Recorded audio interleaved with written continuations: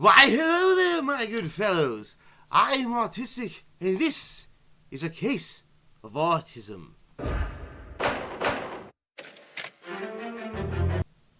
Okay, so I'm aware that makes no sense, but like,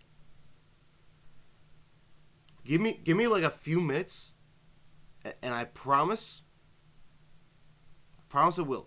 Okay, so like, a few things to address. One, you misspelled the guy's name in the title. No, I did not. Yes, but actually no. So, oh god, this already off the bat, it's not helping. Okay, this is gonna get very detailed. Something like Nimona and Pokemon, I can kind of just talk about without having to explain it, because like everyone knows what Pokemon is. Who the hell is this guy? Well, there's a very popular series of games called Ace Attorney, which appeared on the Game Boy Advance this year. And during this year, a game came out on the 3DS exclusively in Japan and had this guy as a character in it. In that game, he was called Sherlock Holmes.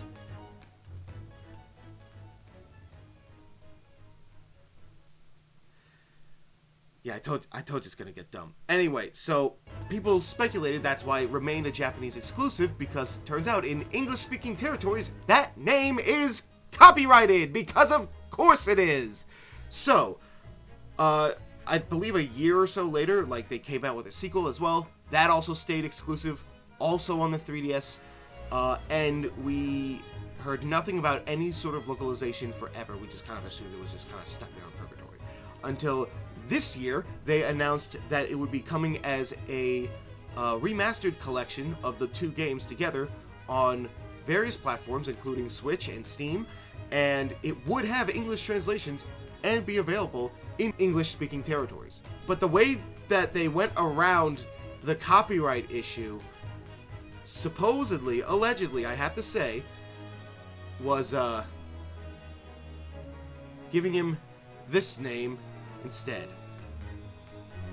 Herlock Sholmes. And it kind of works. It kind of left me with a Mord Fustang situation where I'm like, when I'm trying to actually say the correct word, I'm just like, oh, damn. You guys ever listen to Mord Fustang? That's probably a little out of your ballpark if I'm right in my assumption, but whatever.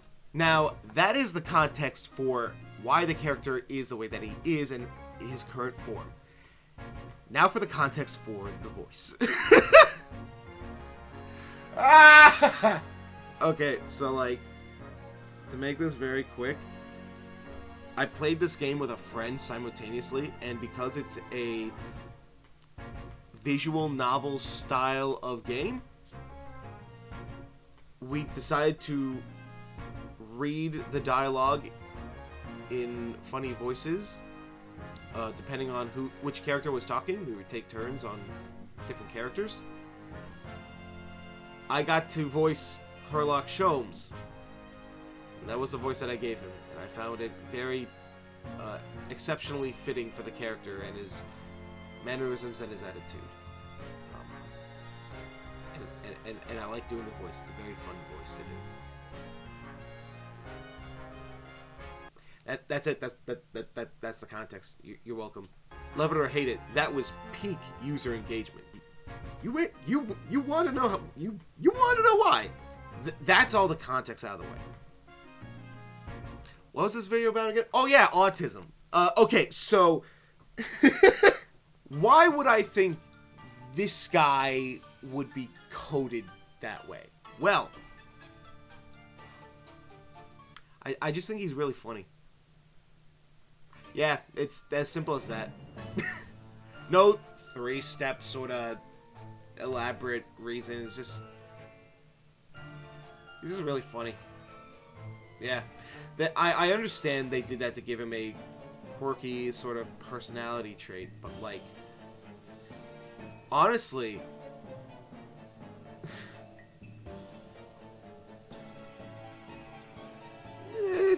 it does lean itself to the credibility of that, though. Like I've said, in a lot of anime, most if not all characters end up having some sort of evidence that could point to them being autistic coded. There will never be anime that outright says it.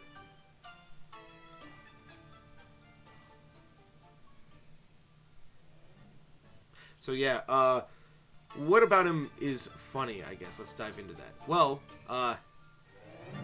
simply put, he just does not give a single fuck or shit about any social norm. He just kind of goes about doing things his own way, beat of his own drum kind of style, you know? And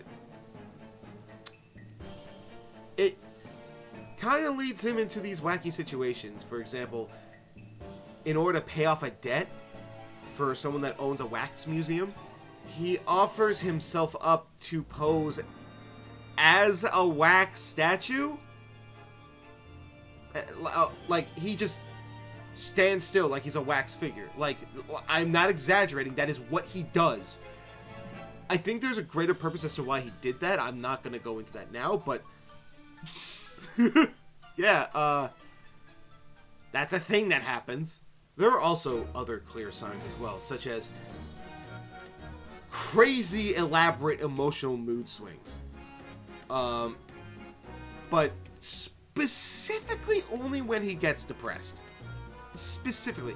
Otherwise, all the time, he's, like, goofy having fun, or takes things, like, surprisingly seriously. When, like, this guy knows more than he lets on, and it's very apparent throughout the game. So when he suddenly starts, like, getting serious and, like, talking around an issue, it's like, oh damn. Like, you can almost say, like, the goofiness is a little bit of a facade. I don't buy that. I think that's 100% genuine. Whether or not he is purposefully misleading people is another thing. I just think he's just having fun with the situation most of the time. But going back to that emotional aspect of it all, he has a tendency of getting extremely depressed when he loses his musical instrument. I believe it was a viola or something.